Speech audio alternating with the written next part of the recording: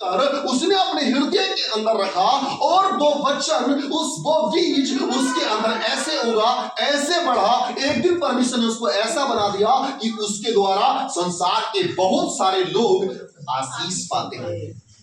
Hallelujah. एक दिन परमेश्वर ने उसे ऐसा बना दिया कि लोग उसके द्वारा आशीष पाते हैं। प्रिय भाई और बहन, आज हम परमेश्वर के दर्शन के बारे में सीख रहे हैं, लेकिन कब गुणनशील कब होंगे, कब हम बढ़ेंगे?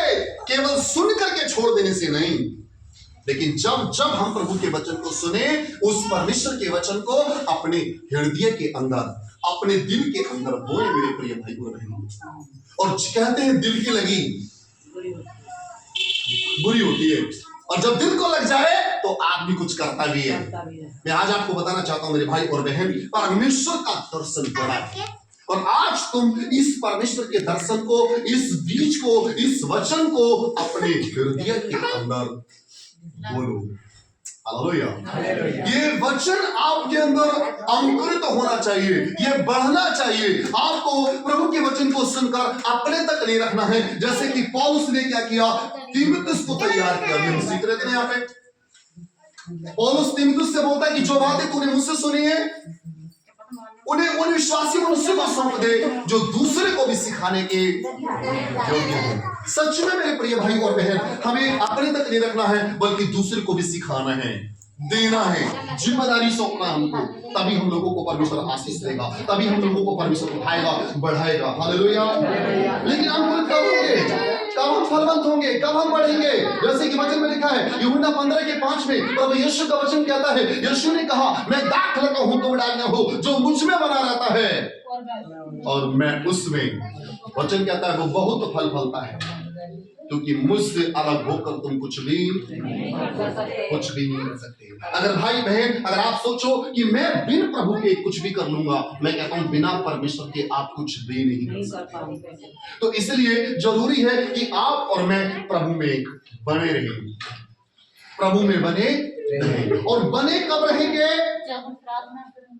मत्ती 6:9 और 10 में साफ लिखा है, प्रार्थना इंपॉर्टेंट, सबसे ज्यादा इंपॉर्टेंट है। यदि आप प्रार्थना नहीं करते, मैं कहूंगा मेरे प्रिय भाई और बहन, आप कभी परमेश्वर के दर्शन को पूरा नहीं कर पाएंगे, आप कभी आशीषित नहीं हो पाएंगे।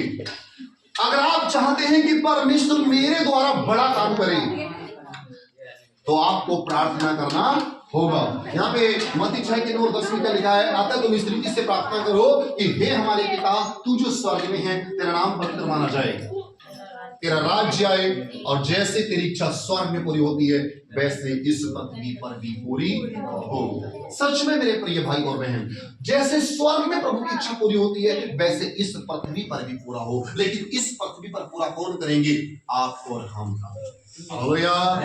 आप और हम, कोई और नहीं आएगा बाहर से, आप और हम। और जब हम करेंगे तो हमारे द्वारा बहुत सारे चेले तैयार हो जाएंगे। हम चेले हैं प्रभु यीशु मसीह के, हमें अपने जैसा एक नहीं बल्कि 2-2 चेला और बनाना है। क्योंकि परमेश्वर का दर्शन क्या देखा हमने हबक्कुक 2:14 में, बड़ा है। समझ पाए भाई लोगों, समझ पाए मेरे प्रिय भाई और बहन, ये प्रभु का दर्शन है।